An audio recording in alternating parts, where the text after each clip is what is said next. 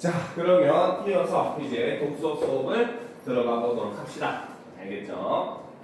자, 쉬는 시간 잘들 쉬었습니까? 그죠? 자, 그러면 독서. 자, 첫 번째 지문. 자, 요거는 이제 수특에 실려있는 지문입니다. 이게 바로 건축 설계에 대한 지문인데, 사실 그 수능 특강이나 수능 완성 늘 얘기를 하지만 정말 여러분들이 모의고사 문제로 풀기에는 수특 수완에 실려있는 지문들이 그렇게 좋은 지문들은 아니에요. 알겠죠? 약간 수특 수완에 있는 지문들의 특징들 중에 하나가 바로 뭐냐면은 어떤 개념들을 좀 수박 겉핥기식으로 그냥 간략하게 소개를만 해버리는 그런 경향들이 좀 많이 있습니다. 알겠죠? 그러다 보니까 실제 여러분들이 익숙한 모의고사나 수능의 문제들을 보게 되면은 보통 지문에 조금 심도 있는 내용들을 다루고 있고 그 심도 있는 내용들을 토대로서 이제 문제의 성질가 구성이 되고 혹은 추론하는 유형의 그런 문제들이 등장하는 모습을 많이 볼 수가 있었기 때문에 거기에 익숙해져 있는 학생들한테는 사실 이렇게 수박 겉핥기식으로 개념적인 내용만 어느 정도 전달하는 지문들이 많이 오히려 더 어렵게 느껴질 수 있어요. 왜? 문제에서는 분명 이러한 내용을 요구할 것 같은데 그런 내용들이 지문에 없기 때문에 그런 겁니다. 알겠죠? 그렇기 때문에 이런 유형의 지문들을 여러분들이 볼 때는 늘 이런 개념들이 있구나 이런 정도만 파악하는데 중점을 두시면은 여러분들이 충분히 배경 지식 쌓는 데는 충분하게 지문들을 이용을 할 수 있어요. 알겠죠? 즉 여러분들이 이 독서 지문이나 이런 거 풀 때 모의고사에도 간혹가다 그런 형태가 나오긴 합니다. 지문의 내용을 풀 때 여러분들이 절대 조심해야 될 거, 지문에 없는 내용들을 자꾸 생각을 하려고 하지 마세요. 알겠죠? 지문에 없는 내용은 생각해봤자 여러분들이 생각을 해낼 수 없습니다. 제시가 되지 않았는데 어떻게 할까요? 여러분들이 그 분야의 전문가도 아니고. 알겠죠? 그렇기 때문에 지문에 없는 내용은 거꾸로 얘기하면 문제에도 물을 가능성은 없다는 거예요. 알겠죠? 그래서 그런 마인드를 가지고 여러분들이 지문을 파악하면은 보다 좀 더 부담 없이 지문들을 여러분들이 이해를 할 수 있을 겁니다. 자, 그러면 주제 통합 지문 첫 번째 지문을 한번 보도록 합시다. 자, 건축 설계는 공간을 계획하거나 건물의 외형을 아름답게 만드는 것만을 의미하지는 않는다라는 거죠. 그렇다는 말은 얘네도 의미는 한다는 겁니다. 알겠습니까? 그런데 거기에 추가로 더 있다는 거죠. 자, 그러면 봅시다. 건축 설계는 구조적 안정성, 첫 번째 의미하는 것은 구조적 안정성을, 두 번째는 기능적 효율성을, 그리고 마지막 세 번째는 미적 가치를, 요 세 가지를 추구한다는 거죠. 그렇기 때문에 건축 설계를 바로 그 가치를 위한 과학이자 예술이다라고 얘기를 하고 있는 거죠. 그래서 구조적 안정성이나 기능적 효율성 같은 경우는 과학에 해당하는 측면이라고 볼 수 있고, 반면에 미적 가치는 예술에 해당하는 측면이라고 볼 수 있다는 거죠. 그래서 과학과 예술의 특성을 모두 가진다, 이렇게 설명을 하고 있습니다. 자, 건축 설계가 과학이자 예술로 기능하는 데 있어 가장 중요한 두 가지는 건축 구조와 건축 재료이다. 그러면 지금부터는 이 건축 구조와 건축 재료에 대해서 설명하겠다, 이런 의미로 우리가 글을 해석을 할 수 있다는 거죠. 자, 그러면 건축 구조부터 살펴보도록 합시다. 건축 구조는, 자, 첫 번째 설명 대상이 바로 건축 구조라는 거죠. 자, 건축 구조는 건물에 가해지는 하중을 집행하며 형체를 유지하도록 설계된다. 자, 건축 구조의 핵심은 바로 뭐다? 하중을 집행하면서 형체를 유지하도록 설계하는 것이 가장 기본적인 원칙이라는 겁니다. 자, 이때 하중이라고 하는 것은 바로 뭐냐? 바로 구조물에 작용하는 모든 힘을 나타내는데, 이 하중은 다시 정하중과 활하중으로 구분을 할 수 있더라는 거죠. 그렇죠? 자, 그러니까 구조물에 작용하는 모든 힘이라고 하는 것은 어떤 뭔가 많은 의미가 담겨 있다는 겁니다. 알겠죠? 우리가 쉽게 생각할 수 있는 건 첫 번째, 이 건물 자체의 무게를 생각을 해볼 수가 있겠죠. 그렇죠? 건물을 지었을 때 당연히 이 건물은 그 건물 자체가 가지고 있는 무게는 당연히 견뎌야 됩니다. 여러분들의 몸무게를 못 견디면 어때? 움직이지 못하고 자리에 주저앉아 있겠죠. 가만히 있게 있어야 되겠지, 그치? 마찬가지로 건물도 모양을 유지하고 있어야 뭡니까? 자기 건물로서의 기능을 할 수 있기 때문에 첫 번째는 건물의 무게가 하중에 포함이 된다고 볼 수 있겠죠. 그 다음 두 번째, 우리는 건물을 그냥 그 건물만 사용합니까? 그리고 사람이 건물을 사용하려면 어때? 건물 안에 들어가야 되잖아요. 그렇죠? 그러니까 쉽게 우리가 그 교실만 지금 보더라도 건물만 있는 것이 아니라 칠판도 있고 에어컨도 있고 책상도 있고 지금 사용하고 있는 선생님이나 여러분들 같은 사람들도 있잖아요. 그렇죠? 즉 이런 것들의 무게 또한 어때? 다 견딜 수가 있어야 건물이 형체를 유지할 수 있다는 거죠. 만약에 이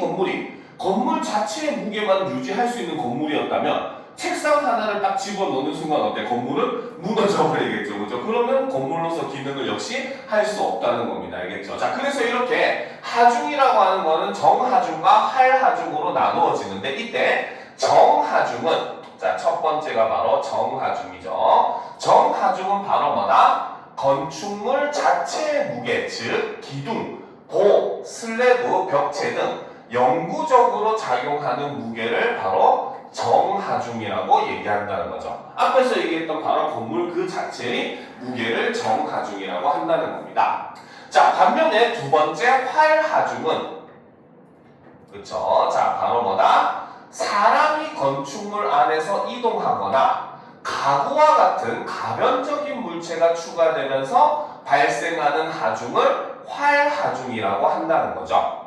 자, 우리가 조금만 생각을 해봐도 이해가 됩니다. 그렇죠? 사람이라고 하는 존재, 지금 이 교실을 기준으로 이야기를 한다면, 그죠? 여러분들은 지금 공부하기 위해서 이곳에 왔지만 수업이 끝나면 어때요? 집으로 가잖아요. 그죠? 밤 10시가 지나면 학원도 문을 닫고 선생님들도 다 퇴근을 합니다. 그러면 이 건물을 사용하는 사람이 거의 한두 명 빼고는 없겠죠. 뭐 관리인이나 이런 사람 외에는 없을 거 아닙니까? 그렇죠? 그러니까 이 사람으로 인한 활하중은 어때? 시간대별로 혹은 여러 가지 상황에 따라서 무게가 어때요? 변한다는 거죠. 그렇죠? 그러니까 건물의 무게는 변함이 없는 정하중이고 사람이나 이런 사용자들, 이 가구도 마찬가지입니다. 우리가 쓸 때는 책상을 놓고 쓰겠지만 만약에 사무실이 들어오게 되면은 뭐 책상과 컴퓨터와 뭐 캐비닛과 이런 것들이 더 들어오겠죠. 그렇죠? 어떤 그 업종이 들어오느냐에 따라서 또 들어오는 가구도 달라지고 그로 인한 무게도 달라지는 거죠. 그래서 이렇게 활하중 같은 경우는 가변적인 특성을 가지고 있다. 이렇게 보시면 됩니다.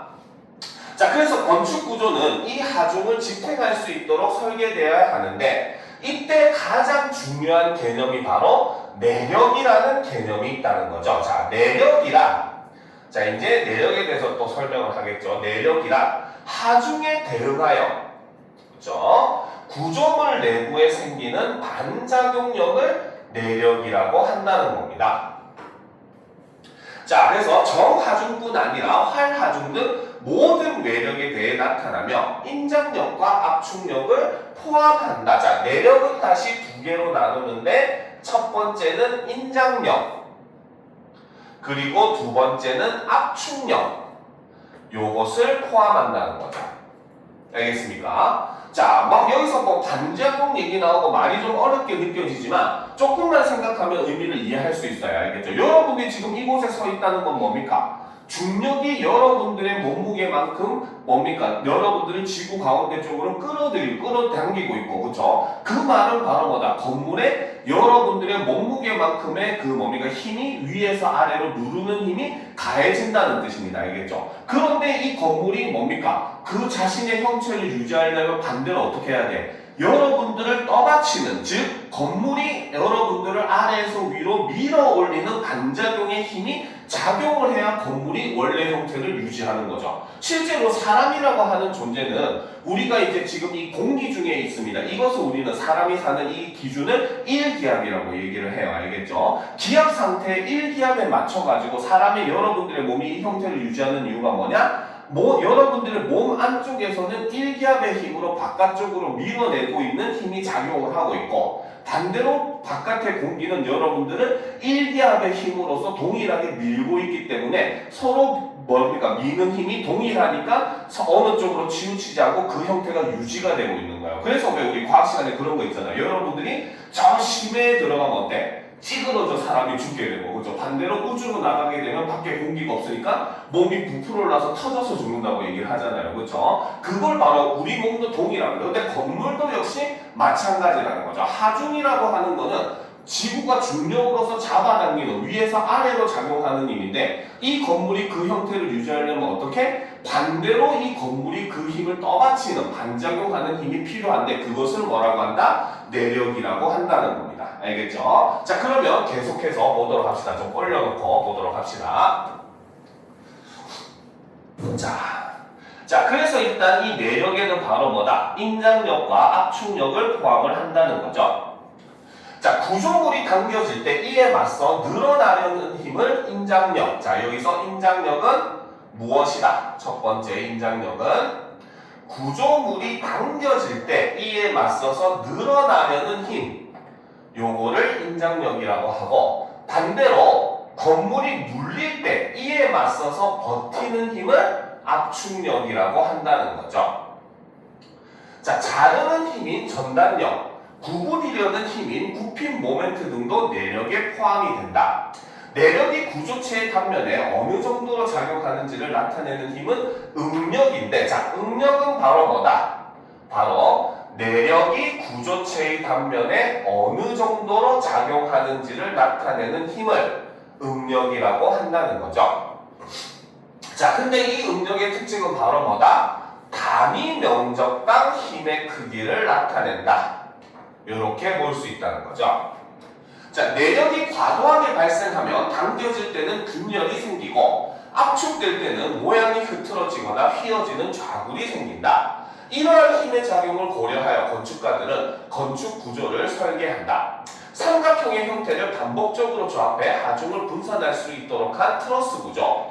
곡선형의 아치 형태를 통해 하중을 분산하여 압축력으로 전달하는 구조인 아치 구조. 수직 기둥과 수평보를 결합해 공간 구성의 자율도를 높인 골조 구조 등은 그 대표적인 예라고 할 수가 있다라는 겁니다. 알겠습니까? 그러니까 우리가 아치형 구조라고 하는 거는 이런 돔 형태를 아치형 구조라고 얘기를 해요. 그래서 얘네들을 쌓을 때는 벽돌을 이런 식으로 해서 쌓아가지고 그 형태를 만드는 이런 모습을 볼 수가 있거든요. 알겠습니까? 근데 이렇게 하는 이유가 바로 뭐 때문에 곡선형의 아치 형태를 통해서 하중이 원래는 이만큼의 무게가 이렇게 내려와야 되는데 요거를 이런 식으로 힘을 분산시키기 위해서 이렇게 만들었다는 거죠. 알겠습니까? 그래서 이러한 구조들 자체가 바로 뭐다? 건물의 내력이라든지 이런 것들을 받치는 힘을 높이기 위해서 만들었다. 자, 그러니까 사실 이 부분에서도 여러분들이 어려울 수밖에 어렵게 느낄 수밖에 없는 이유가 뭐냐면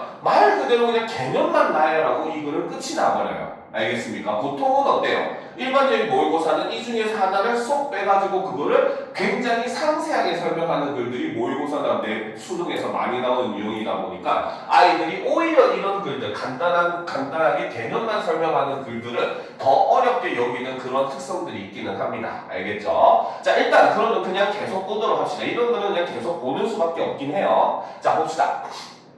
자, 건축 구조가 건축물의 뼈대를 만드는 일이라면, 자, 위로 올려서. 자, 반대로 건축 재료는 건축물에 살을 붙이는 것이라고 할 수 있다. 건축 재료는 건축물의 내력을 결정하는 데 중요할 뿐만 아니라 단열 성능과 방수 능력, 건축물의 수명과 효율성, 공간 체험의 감성적 측면에까지 영향을 미친다. 자, 두 번째. 건축 재료가 하는 역할은 바로 무엇이다?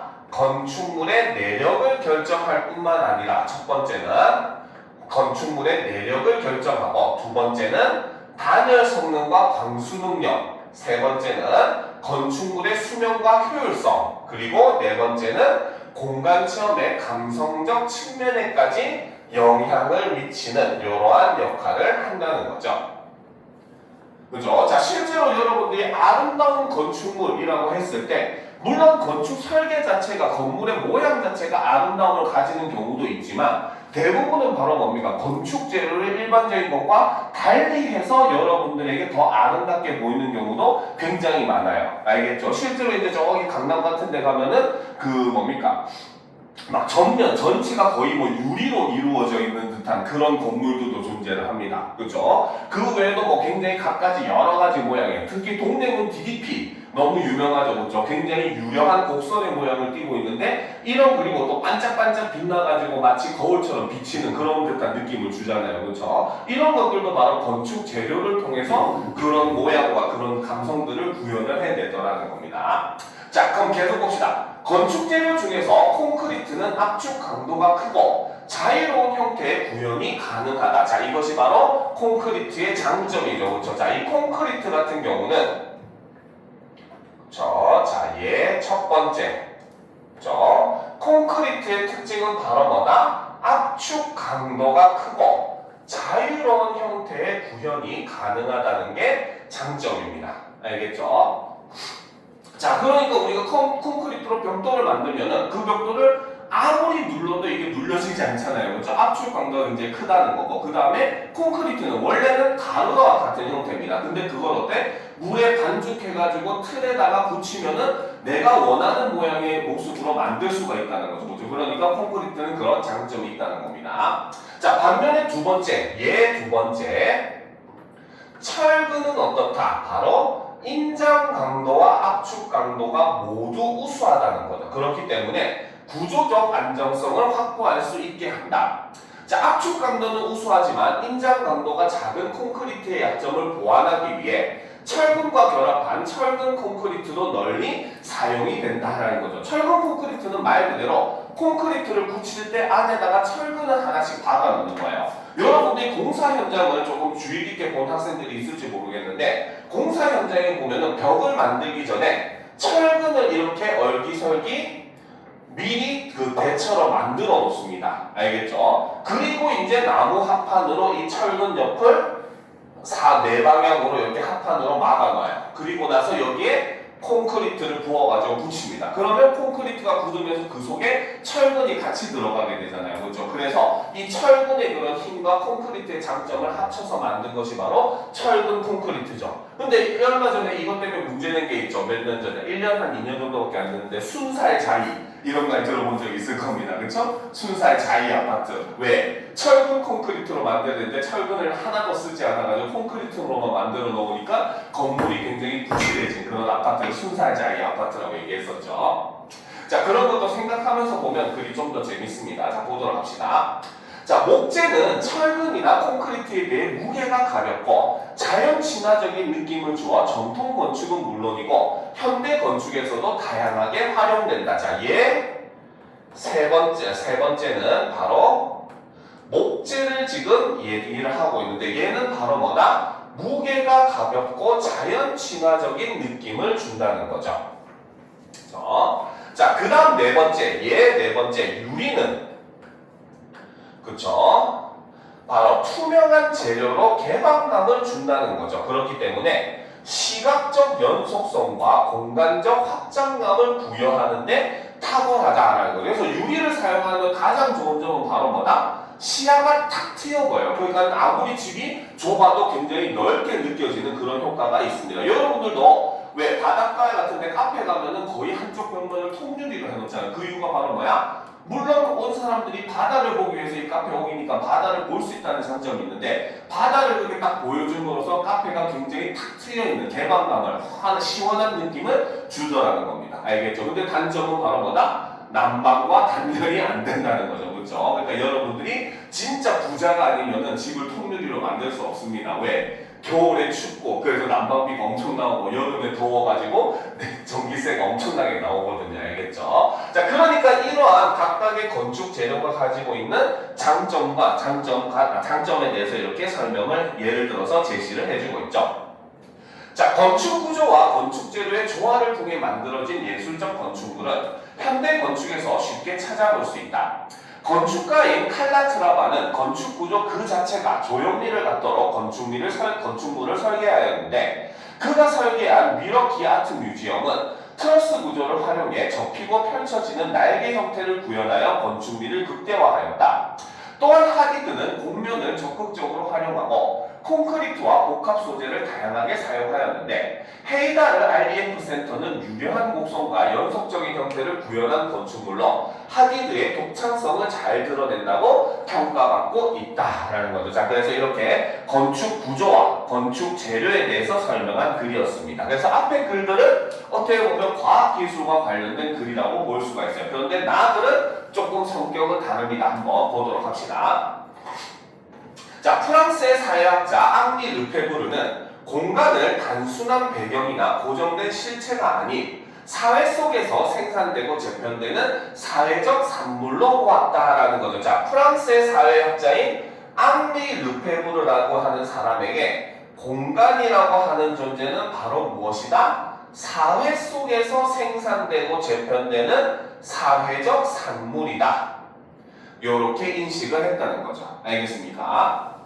자, 그는 인간의 실천, 권력, 자본이 작용하는 방식에 따라 공간이 구성된다고 주장하며 이를 설명하기 위해 세 가지 공간 개념을 제시하였다.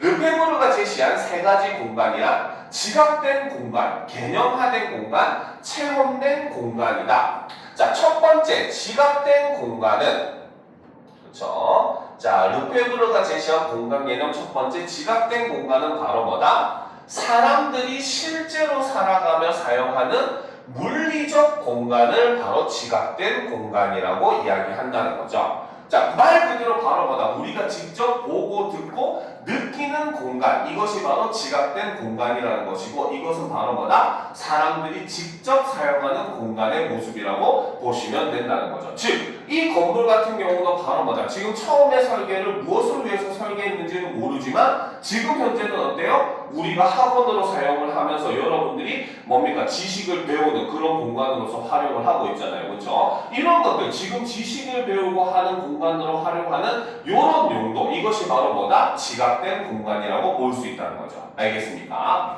자, 그럼 계속 봅시다. 그래서 일상의 반복적인 행위나 사회적 관습 행위에 사용되는 환경을 의미한다. 이 지각된 공간은 건축가나 도시계획가가 의도한 방식과는 그렇죠. 자, 다음 페이지로 넘어갑시다. 방식과는 다르게 사용되거나 평가될 수 있다라는 거예요. 즉, 아까 처음에 얘기했잖아요. 처음에 이 건물 지은 사람이 어떤 의도로 지었는지는 모르지만 지금 우리는 학원으로 쓰면서 여기서 지식을 배운다라고 얘기했잖아요. 그렇죠? 그러면 실제 우리가 지금 사용하고 있는 그 뭡니까? 지식을 배우는 공간은 지각된 공간이라고 볼 수 있는 거예요. 알겠죠? 자, 그런데 반면에 두 번째 개념을 봅시다. 개념화된 공간은 그렇죠? 자, 바로 건축가, 도시계획가, 행정가 등의 전문가가 법규, 계획 등을 통해 구성하는 추상적인 공간이다라는 거죠. 즉, 바로 뭐다?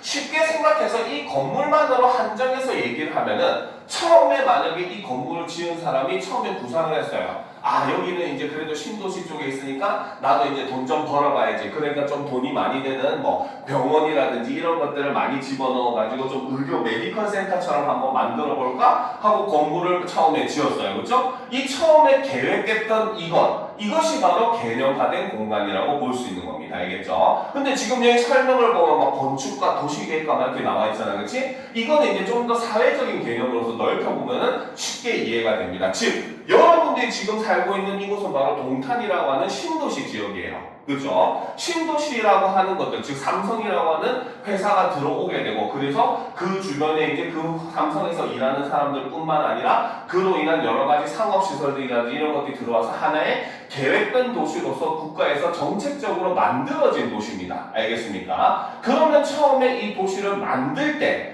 행정가들이나 건축 설계자, 도시계획자 이런 사람들은 어때요? 이 도시는 이러한 모양으로서 이런 형태를 띠고 있고 어떠한 건물들이 들어서고 처음에 계획을 할 거 아니에요, 그렇죠? 그것이 바로 개념화된 공간이고, 그렇죠? 그리고 막상 이제 신도시가 들어서가지고 건물들이 들어서고 실제로 사람들이 그 건물 안에서 지금처럼 학원을 하는 곳, 병원을 하는 곳, 식당을 하는 곳 이런 것들이 많이 직접적으로 들어서는 것이 바로 사람들이 직접 체험하는 지각된 공간이라고 보시면 된다는 겁니다. 알겠죠? 자, 계속 보도록 합시다. 이 공간은 통제와 질서 유지를 위한 수단으로 작용하며 때로는 현실 공간 사용 방식과 충돌을 일으키기도 한다. 자, 마지막 세 번째, 체험된 공간은 그쵸? 자, 이거는 개인이 공간을 통해 느끼는 감정, 상상, 기억 등의 주관적 경험이 반영된 공간이라는 거죠. 알겠습니까? 자, 처음에 도시기획자가 이 동탄 신도시를 계획을 할 때 신도시의 개념으로서 어떤 기능을 하고 어떤 모양을 가지고 하면서 기획을 했죠. 개념화된 공간으로서 존재했습니다. 그리고 이제 여기에 건물들이 들어서고 아파트가 들어서고 하면서 여러분들이 직접 생활을 하고 여러분들이 사용하는 뭡니까? 지각된 공간으로 사용이 돼요. 알겠죠? 그런데 나중에 세월이 지나가지고 여러분들이 뭡니까? 자라가지고 뭐 동탄을 떠날 수도 있고 여기서 생활할 수도 있긴 하겠지만 자라고 나서 어떻게? 아, 예전에 여기는 내가 다니던 학교네, 여기는 내가 다니던 학원이 있던 곳이네, 여기 우리 집이 있던 자리인데 지금은 달라졌네 하면서 막 생각을 할 거잖아요. 그렇죠? 그것이 바로 무엇이다? 체험된 공간, 여러분들에게 감정을 불러일으키는 주관화된 공간이라는 의미로 볼 수 있다는 거죠. 그래서 추억이 깃든 골목, 감동을 받은 미술관, 울음을 유발하는 자연 풍경처럼 감각적이고 상징적인 의미가 강한 공간이 체험된 공간에 해당한다. 르페브르에 따르면 이 세 공간은 독립적이지 않고 사회적 실천과 권력 구조 속에서 끊임없이 상호작용하며 하나의 공간 안에 중첩되어 나타난다라는 거죠. 그래서 르페브르는 바로 뭐다? 이 세 공간은 독립적인 것이 아니라 사회적 실천과 권력 구조 속에서 끊임없이 상호작용하며 하나의 공간 안에 중첩되어 나타난다는 거죠. 그죠? 그러니까 아까 이 동탄 신도시 하나를 가지고 개념화된 공간, 지각된 공간, 체험된 공간을 다 설명할 수 있는 이유가 바로 뭐다? 이런 개념은 하나의 안에서 중첩돼서 나타나고 있기 때문이라는 겁니다. 알겠죠? 자, 계속 보도합시다. 좀 올려놓고 보도록 합시다. 자, 봅시다. 자, 이러한 르페브르의 관점은 건축물 설계에 있어 중요한 시사점을 제공한다. 전통적인 건축 설계에서는 개념화된 공간에 집중하는 경향을 보였지만 현대 건축 설계에서는 르페브르의 공간 개념에 입각하여 건축의 세 가지 공간 개념을 두루 고려해야 한다는 것이다. 이는 건축물이 특정한 기능을 위해 존재하는 공간이 아니라 감각적 경험과 사회적 관계, 즉 정서와 서사가 공존하는 장이 될 수 있다는 의미이다. 한편 르페브르는 현대 자본주의 사회의 공간에 대한 비판적 입장을 견지하였다. 그는 현대 자본주의 사회의 공간은 결코 중립적이지 않으며 권력과 자본에 의한 지배 공간으로서 제도적으로 기획된다고 보았다. 자, 그에게 있어서 현대의 자본주의 사회에서 공간이라고 하는 것은 바로 뭐다? 중립적이지 않고 권력과 자본에 의한 지배 공간으로서 제도적으로 기획이 된다고 보았다는 거죠. 자, 도시개발이나 신도시 설계와 같은 공간 구성은 표면적으로는 삶의 질을 향상하기 위한 것처럼 보이지만 실제로는 사회 계층을 고착화하고 특정 집단에 유리하게 작동하는 장치로 기능한다는 것이다 라는 거죠. 자, 실제로 여기 지금 여러분들은 동탄 신도시에 살고 있어요. 그쵸? 그 말은 거꾸로 얘기하면 여러분들 부모님들은 그래도 우리 사회에서 중산층 이상으로 볼 수 있는 어떠한 지위를 갖고 있는 사람들이라는 뜻입니다. 알겠습니까? 신도시 만들어졌다고 아무나 들어올 수 없어요. 어느 일정 수준 이상의 재산이 있어야 집을 사고, 그렇죠? 그래서 집을 사서 생활을 해야지 뭡니까? 여러분들이 여기서 원활하게 살 수가 있다는 거죠. 그리고 특히나 이제 동탄 신도시 같은 경우는 이제 삼성이라고 하는 공장으로 인해서 처음에 많이 계획된 그런 명목가 있기 때문에 사실 여기에 있는 많은 사람들은 대부분이 부모님들이 삼성에서 일하시는 분들도 많잖아요. 그렇죠? 그러니까 일종의 그런 사회, 삼성이라고 하는 회사는 어떻게 보면 여러분들이 조금만 나이 들어보면 알겠지만 누구나 꿈꾸는 회사입니다. 알겠습니까? 그렇기 때문에 어떻게 보면 이러한 그 도시 계획이나 이런 것들은 철저하게 사회를 계층을 분리시키기 위한 목적이 강하다는 겁니다. 알겠죠? 대표적인 예를 들어서 잠실에 있는 시그니엘 아파트, 한남동에 있는 한남더일 아파트, 한 채에만 거의 155, 200억씩 하는 아파트들입니다. 알겠죠? 이런 아파트들이 존재한다는 것도 역시 바로 뭐 때문에? 바로 그런 엄청난 돈을 가지고 있는 부자들을 위한 공간으로서 만들기 위해서 그런 아파트를 만든다는 거죠. 알겠습니까? 반대로 이제 우리가 흔히 말하는 달동네, 굉장히 막 못 사는 사람들이 모여 사는 드라마에 가끔씩 나오잖아요. 그렇죠? 그런 동네도 역시 바로 뭐야? 그런 사람들만 모여서 살 수밖에 없는 구성은 사회 구조적으로 만들어 놓았기 때문에 그런 사람들이 그곳에 모이게 된 것이고, 그러면서 자연스럽게 어떻게 계층끼리 분리가 되더라는 거죠. 여러 소설에서도 많이 나옵니다. 그렇죠? 예전에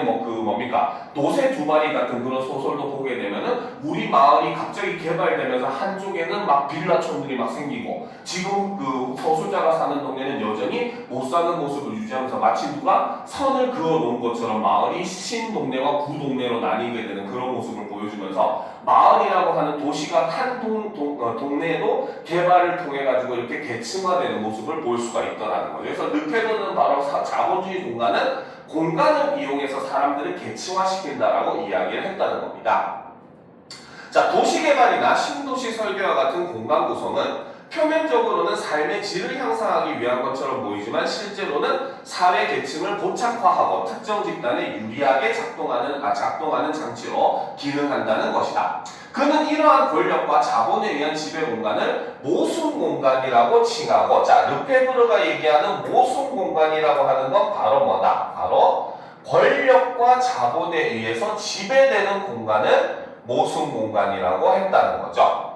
그래서 모순 공간에 맞서는 대안적 공간, 즉 차이 공간의 형성과 확장이 필요하다고 주장하였다. 자, 차이 공간이란 바로 뭐다?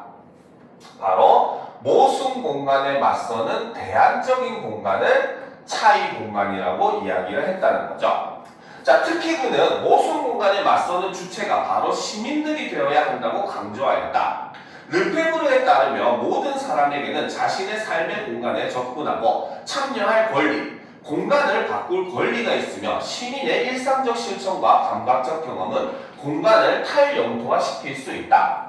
공간의 탈영토화는 공간의 민주화라는 개념과 연결되는데, 공간의 민주화란 건축 설계나 도시 설계가 권력과 자본의 독점적 영역이 아닌 시민의 실천과 표현이 교차하는 민주적 과정이어야 한다는 것을 의미한다라는 거죠. 자, 그래서 이 주제통합 지문은 약간 독특하게 동일한 공간이라고 하는 개념, 건축이라고 하는 개념을 사용했지만 앞에 글에서는 과학기술적인 측면에서 접근하고 있고 뒤에 글에서는 사회문화적인 측면에서 접근하고 있는 그런 모습을 볼 수 있다는 거죠. 알겠습니까? 그래서 동일한 대상이라도 어떤 방향으로 접근하느냐에 따라서 우리가 그걸 바라보는 관점이 달라진다는 걸 보여주는 글이 바로 이 주제통합 글이라고 볼 수 있습니다. 자, 그러면 다음 지문으로 넘어가 봅시다. 바로 사회문화 지문이죠. 그죠? 자, 다음 지문으로 넘어가 보도록 합시다. 자, 현대 사회는 기술 발전, 사회적 가치 변화, 경제 활동의 복잡성 등 다양한 요인으로 법률이 점점 더 복잡해지고 다변화하고 있다. 이러한 변화 속에서 시민들은 법규를 정확히 알지 못하거나 잘못 이해해 자신도 모르게 법을 위반하는 상황에 놓이기도 한다.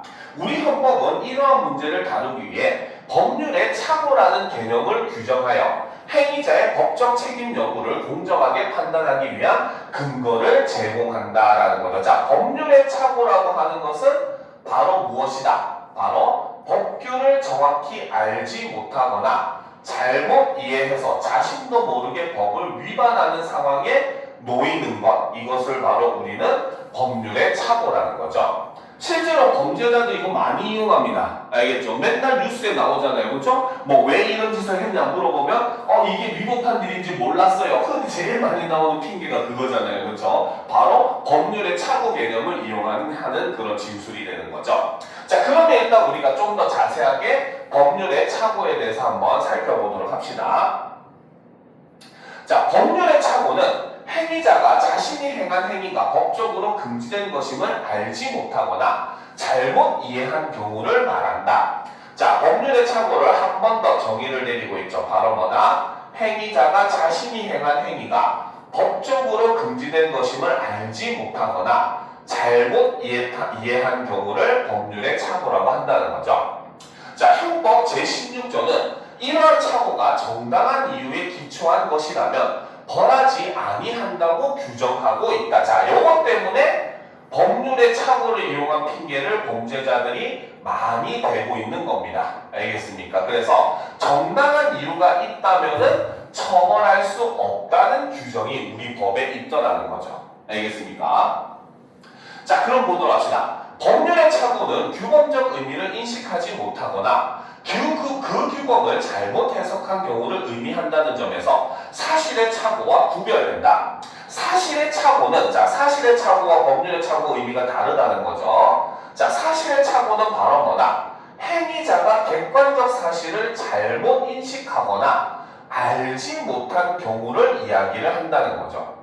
아예 자기가 이런 행동을 했는지 모르는 경우가 있습니다. 알겠습니까? 자, 예를 들어 봅시다. 예를 들어 남의 물건을 자신의 것이라 착각해 가져간 경우는 사실의 착오이지만 남의 물건을 가져간 사실을 알면서도 그것이 절도죄에 해당한다는 규범적 금지를 알지 못한 경우는 법률의 착오에 해당한다라는 거죠. 왜? 우리 이번 수능 특강 그 내신 관련해가지고 수업할 때 있었던 것 중에 착오 송금이라는 게 있었잖아요. 그렇죠? 착오 송금에서도 내용을 살펴보면 어떤 내용이 있었어요? 착오로 돈이 들어왔는데 그것이 마침 그 사람이 월급이 들어오는 날과 약간 겹쳐가지고 그것이 자기가 정당한 일의 대가라고 생각하고 사용을 해서, 즉 남의 돈이라고 하는 것을 몰랐던 경우에 그 돈을 사용하는 것에 대해서는 형사적으로 처벌하지 않는다는 내용이 있습니다. 알겠죠? 그것이 바로 뭐다? 그 사람은 사실의 착오를 했기 때문에. 알겠습니까? 그렇기 때문에 거기에 대해서는 벌을 할 수 없다고 이야기를 한다는 거죠. 알겠죠? 근데 법률적 착오는 바로 뭐다? 내가 그 행위를 한 것, 즉 남의 돈이라고 하는 건 인지는 했다는 겁니다. 알겠죠? 근데 그거를 사용하는 행위가 불법임을 몰랐던 경우라고 볼 수 있는 거예요. 즉 남의 돈이 입금이 돼서, 쉽게 말하면 우리가 길 가다가 남의 돈을 주운 경우라고 볼 수 있겠죠. 그렇죠? 그래가지고 주웠는데, 물론 이제 요즘에야 여러 대부분의 사람들이 이게 불법이라는 걸 알고는 있습니다. 그렇죠? 그런데 실제로 사람들 중에 이게 불법인지 모르는 경우도 많이 존재를 해요. 알겠어요? 그리고 실제로 소소한 금액 같은 경우는 여러분들도 잃어버리면 안 찾잖아요. 굳이 찾기 위해서 막 1,000원 흘렀는데 그거 찾기 위해서 1시간 동안 길거리 헤매고 안 하잖아요. 그렇죠? 그러니까 그런 것처럼 대부분의 사람들이 소소한 금액과는 잘 안 찾으니까 사람들이 이제 그런 주운 것에 대한 일종의 범죄의식이 흐려져가지고 이게 불법 행위라고 인지를 못하는 경우가 있습니다. 이게 바로 법률적 착오라고 보시면 되는 거예요. 알겠습니까? 자, 그러면 이제 계속 보도록 합시다. 알겠죠? 자, 법률의 착오에 대한, 그쵸? 자, 논의는, 자, 위법성의 인식과 정당한 이유라는 요소를 중심으로 이루어진다. 위법성의 인식은, 자, 여기서 위법성의 인식이라고 하는 것은 자신의 행위가 법적으로 금지된 것임을 인식하는 것을 위법성의 인식이라고 본다는 거죠. 자, 이에 대한 해석은 고의설과 책임설의 두 입장으로 나뉘고 있다. 자, 위법성의 인식 첫 번째, 고의설은 위법성의 인식이 고의의 중요한 요소라고 본다는 것이죠. 고의설에 따르면 행위자가 자신의 행위가 법에 위반된다는 사실을 인식하고 의도적으로 그 행위를 실행했을 때 고의가 성립을 한다는 겁니다. 알겠죠? 그러니까 우리가 가끔 뉴스나 이런 데 보면 속에 천불 나는 말도 안 되는 판결이 나는 경우가 굉장히 많습니다. 알겠습니까? 그 대부분의 사건에서 가장 핵심적으로 논의되는 것 중에 하나가 바로 이 고의설입니다. 알겠습니까? 즉, 그 사람이 해를 가한 그 상대방에게 해를 가하고자 하는 의도가 있었느냐 없었느냐, 이런 것들이 바로 법원에서 다루는, 재판에서 다루는 내용들이거든요. 그러니까 실제로 가장 많이 하는 핑계들 중에 뭡니까? 나는 원래 그런 의도가 없었는데 갑자기 욱해가지고 우발적으로 저질렀다. 범죄자들이 제일 흔하게 드는 뭡니까? 핑계잖아요. 그렇죠? 그 이유가 바로 뭐다? 고의성이 없으면은 형벌은 현저하게 낮아질 수밖에 없기 때문입니다. 알겠습니까? 그렇기 때문에 이 고의성을 입증할 수 있느냐 없느냐가 사실 재판에서 굉장히 중요한 요소로 작용하는데, 사실 이 고의라고 하는 건 뭐야? 마음이잖아요. 우리가 신이 아닌 이상 그 사람이 고의를 했는지 안 했는지는 정황상 판단할 수밖에 없는 영역입니다. 그러다 보니까 뭡니까? 좀 우리가 생각하는 것보다는 말도 안 되는 굉장히 낮은 형량이 나오고 하는 경우들이 굉장히 많고, 시민들이 분통을 터뜨리는 이유도 그런 부분에 있다고 볼 수 있다는 거죠. 자, 계속 보도록 합시다. 반면에 책임설은, 자, 두 번째 개념은 책임설이죠. 책임설은 바로 뭐다? 위법성의 인식을 고의와 구별하여 위법성의 인식이 결여된 경우에도 정당한 이유가 없다면 법적 책임을 물을 수가 있다라고 본다는 거죠. 알겠습니까?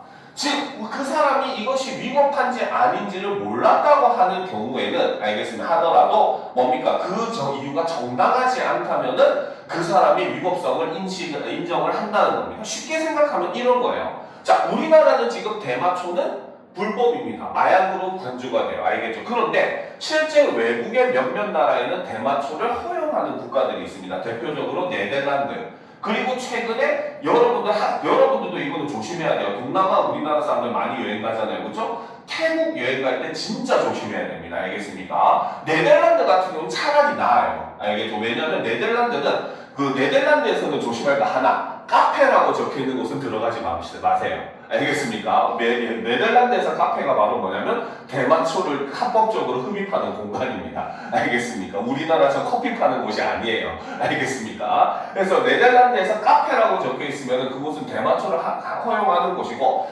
네덜란드도 바로 대마초를 허용은 하되 그 허가를 받은 공간 안에서만 하는 것만 허용을 하는 겁니다. 알겠습니까? 그러니까 사실 우리나라 사람들이 네덜란드에 가가지고 뭡니까? 거기에 대해서 대마를 접촉을 한다든지 하는 경우는 거의 없다고 볼 수가 있어요. 그나마 내가 인지를 하고 들어가니까. 알겠죠? 근데 태국 같은 경우는 여러분들 조심해야 되는 게 약간 좀 무분별하게 허용을 했어요. 그러다 보니까 태국은 대마를 이용해서 음식을 만들어서 사람들에게 직접 판매도 합니다. 알겠어요? 그래서 태국 만약에 놀러 가게 되면 이렇게 잎이 5장짜리 요 그림이 요런 그림이 그 가게 앞에 그려져 있으면 절대 가시면 안 됩니다. 이게 대마를 이용한 음식이라는 뜻이에요. 알겠습니까?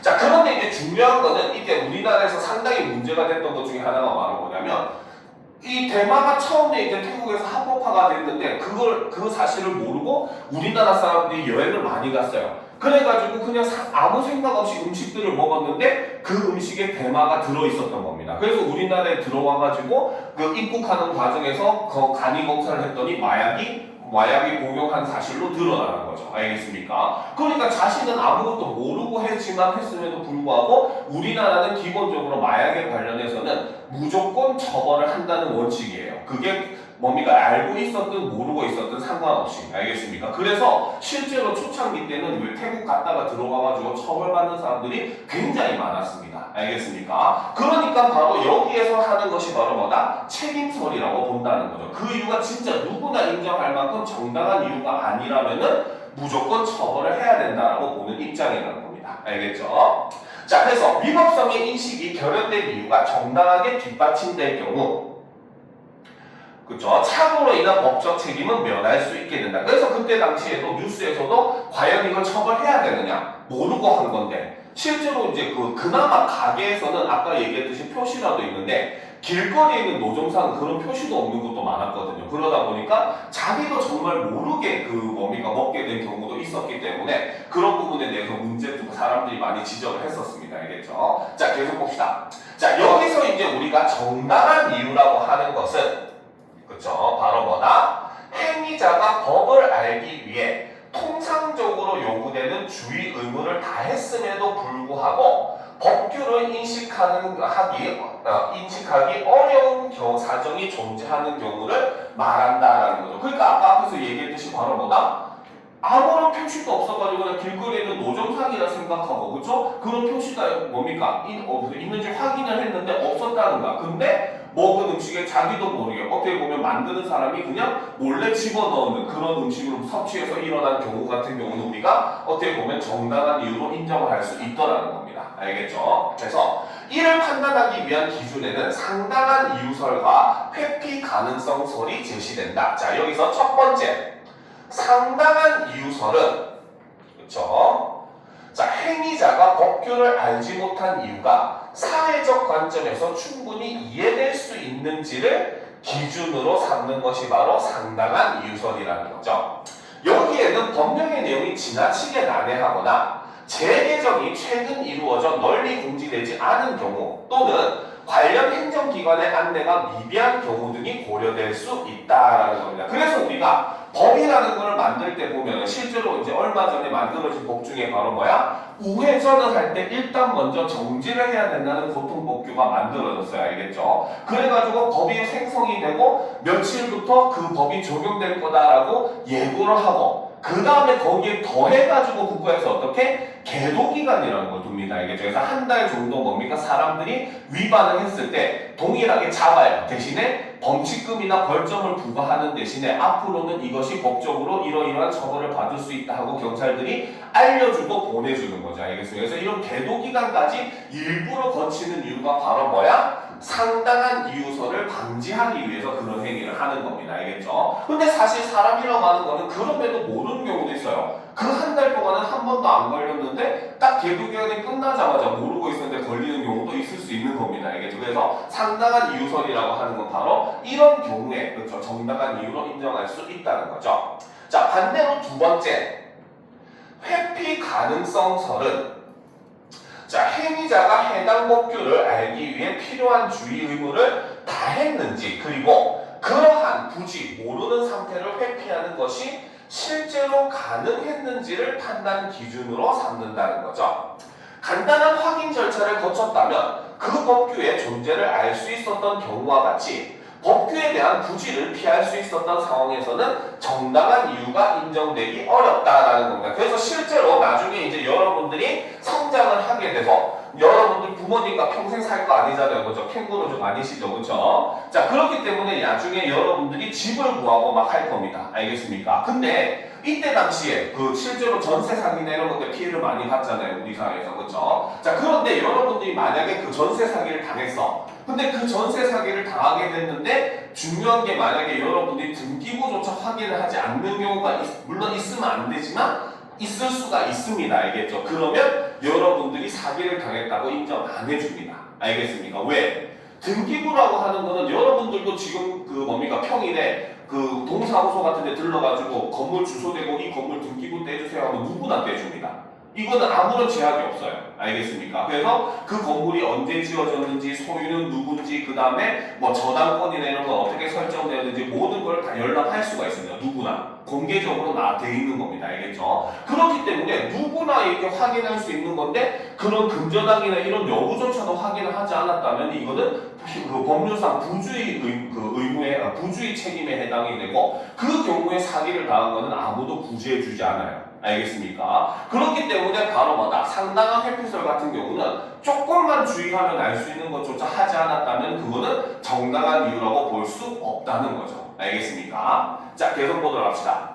자, 법률의 착오에 관한 이러한 논의는 법적 책임이 단순히 법규 위반 사실만으로 결정되는 것이 아님을 보여주며 행위자의 인식 가능성과 주의 의무 이행 여부를 함께 고려한 책임 판단이 필요함을 시사한다. 이와 같은 책임 판단의 방식은 법적 판단의 공정성과 합리성을 제고하는 데 기여한다라는 거죠. 그래서 실제로 가능하면 억울한 사람이 나타나지 않게 하기 위해서 이렇게 법에서는 그 법을 어기게 된 일종의 바로 뭐다? 원인, 즉 의지라고 하는 것들을 굉장히 중요하게 본다는 거죠. 하지만 실제 현실에서는 오히려 그것이 악용이 되어서 범죄자들이 자신의 형량을 낮추는 데 사용이 되는 그런 모습도 우리는 확인을 할 수 있더라는 겁니다. 알겠죠? 자, 그러면 다음 질문 요거 하면은 이제 시간이 다 되겠네요. 자, 한번 보도록 합시다. 바로 미라클베리. 실제로 이거 인스타에서 많이 광고를 했었는데 혹시 이거 광고 본 적 있습니까? 어떤 사람이 이 음식을 딱 먹고 나서 레몬을 통째로 먹었는데 레몬이 하나도 안 쉬고 달아 막 이렇게 광고하는 거 본 적 있어요? 한 번쯤 뭐 쇼츠로도 많이 나오고 그 인스타나 유튜브 같은 데서 광고도 굉장히 좀 했었던 그런 제품이거든요. 바로 그것에 대한 설명입니다. 알겠죠? 자, 그러면 보도록 합시다. 자, 사람이 맛을 느끼는 과정은 음식 속 물질의 분자가 혀 표면의 미각 수용체에 결합하는 데서 시작된다. 자, 처음 부분에는 바로 뭐다? 사람이 맛을 느끼는 과정을 설명하는데 첫 번째 단계는 바로 뭐다? 음식 속 물질의 분자가 혀 표면의 미각 수용체에 결합을 한다는 거죠. 자, 그리고 이제 두 번째. 자, 이렇게 결합을 함으로써 미각 수용체가 자극을 받으면은 전기적 화학적 신호를 생성을 하게 되고, 자, 이렇게 생성된 신호는 세 번째 뇌로 전달이 되고, 그리고 마지막에 뇌는 이것을 어떻게 신호를 해석하여 단맛이나 신맛 등으로 맛을 인식을 하게 된다는 거죠. 알겠습니까? 그러니까 사실 여러분들이 지금 맛을 느낀다고 생각하는 것은 사실 진짜 느끼는 것이 아니라 어떻게 보면 전기 신호를 통해서 그렇게 인식하는 겁니다. 그래서 예전에 매트릭스라는 영화를 보게 되면 실제 사람들은 좀 더 인큐베이터 속에 컴퓨터 회로치 꽂고 누워있고 잠을 자고 있는데 그 꿈속에서 사람들은 자기 음식을 먹게 되면은 그 음식에 맞는 전기적 신호를 컴퓨터 회로가 뇌로 보내고 그러면 우리 뇌는 그 음식을 먹었다고 착각하게 만드는 그런 것이 매트릭스 세상이거든요. 그런 모습을 볼 수 있다는 거죠. 자, 그런데 일부 물질은 미각 수용체의 작동 방식을 바꾸어 같은 자극에도 수용체의 반응과 활성화의 정도를 달라지게 해 다른 맛을 느끼게 한다. 이러한 물질을 맛변화 물질이라고 부른다. 자, 그러면 여기서 핵심적으로 설명하고자 하는 대상은 바로 뭐다? 맛변화 물질이고, 그렇죠? 자, 이 물질은 바로 뭐다? 미각 수용체의 작동 방식을 바꾸어서 같은 자극에도 수용체의 반응과 활성화의 정도를 달라지게 해 다른 맛을 느끼게 하는 물질을 우리는 맛변화 물질이라고 한다는 거죠. 그죠? 자, 아프리카 서부에서 자생하는 미라클베리의 열매에 포함된 미라쿨린이라는 단백질이 대표적인 예이다. 미라클베리 열매는 그 자체로는 단맛이 느껴지지 않지만 이 열매를 섭취한 후 신맛이 있는 음식을 먹으면 달게 느껴지는 현상이 발생을 한다라는 거죠. 그래서 이 미라클베리에 있는 미라쿨린이라고 하는 물질이 우리 입에서 신맛이 느껴지는 것을 없애고 단맛을 느끼게 만들어준다는 거죠. 알겠습니까?